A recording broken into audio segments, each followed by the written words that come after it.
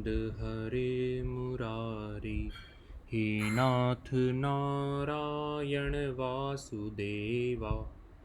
पुत्रदा एकादशी व्रत कथा। युधिष्ठिर महाराज ने पूछा, हे केशव, अब आप मुझे श्रावण माह के शुक्ल पक्ष की एकादशी की कथा सुनाइए।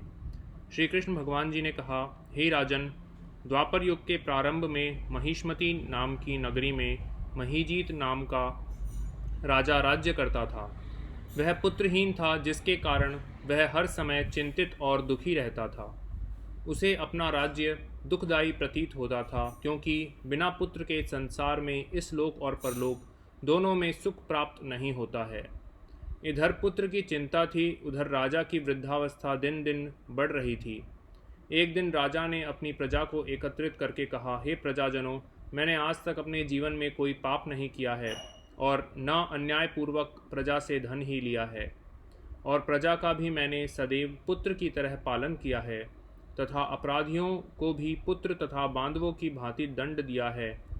क्या कारण है कि इस प्रकार के धर्मयुक्त राज्य करने पर भी मैं महान दुख पा रहा हूँ? मेरी समझ में इसका कारण कुछ भी नहीं आ रहा है। राजा महीजीत के दुख का कारण जानने के लिए उसके मंत्रीगण अत्यंत चिंता में होकर वन को गए। वहाँ पर अनेकों ऋषि मुनियों के दर्शन किए। अंत में वे भ्रमण करते हुए वयोवृद्ध धर्म के ज्ञाता सर्वश्रेष्ठ लोमश ऋषि के आश्रम पर पहुँचे। मंत्रियों ने जाकर ऋषि को प्रणाम किया तथा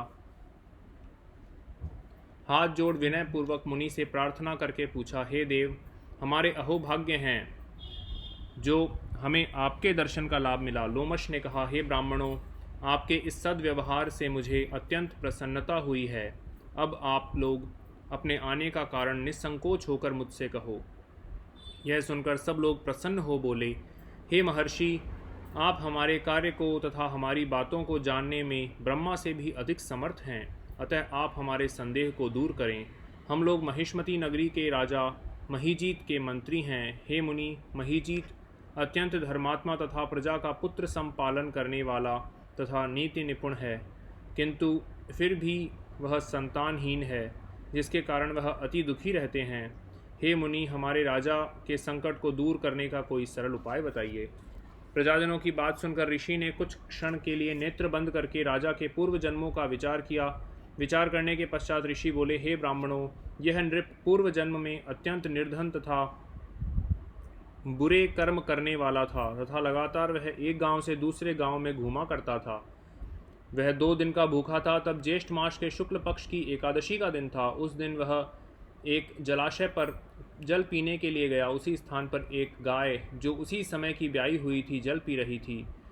इस राजा ने उस गाय को अधप्यासी ही हटा दिया और स्वयं जल पीने लगा। हे ब्राह्मणों, इसी कारण इस राजा को यह दुख भोगना पड़ रहा है तथा एकादशी के दिन भूखा रहने के कारण से यह राजा हुआ है, और गो को प्यासी हटाने के कारण से इसको यह संतान न होने का कष्ट भोगना पड़ रहा है।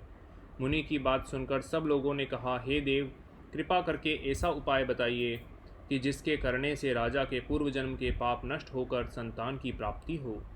ब्राह्मणों के वचन सुनकर लोमश ऋषि बोले, हे ब्राह्मणों, यदि श्रावण माह के शुक्ल पक्ष की पुत्रदा एकादशी को राजा सहित तुम सब व्रत कर रात को जागरण करो और व्रत के फल को राजा के लिए संकल्प कर दो, तो राजा के अवश्य पुत्र उत्पन्न होगा।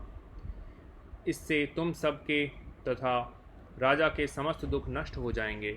महर्षि लोमश के वचन को मानकर मंत्रीगण अपने नगर को वापस आए और उन सब ने श्रावण के शुक्ल पक्ष की पुत्रदा एकादशी का लोमश ऋषि के बताए अनुसार विधिपूर्वक व्रत करके उसके पुण्य का फल राजा को संकल्प कर दिया, जिसके पुण्य के प्रभाव से रानी ने गर्भ धारण करके 9 महीने पश्चात एक सुंदर पुत्र रत्न को जन्म दिया। हे राजन, इसलिए इस एकादशी का नाम पुत्रदा हुआ और यह पुत्रदा एकादशी नाम से कहलाई।